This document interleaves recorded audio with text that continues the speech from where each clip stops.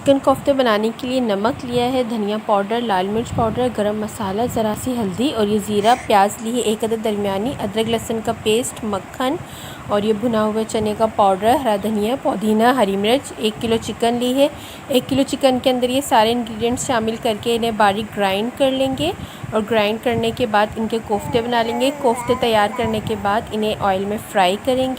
Gravy बनाने के लिए लाल मिर्च पाउडर, धनिया पाउडर, हल्दी, ज़ीरा, कश्मीरी लाल मिर्च, टमाटर का पेस्ट, आलू ऑप्शनल है, प्याज चॉप की हुई, दही, हरा धनिया, पुदीना, हरी मिर्च, साबित गरम मसाला, जिंजर गार्लिक का पेस्ट। दही में सारे पाउडर शामिल करके पेस्ट बना लेंगे।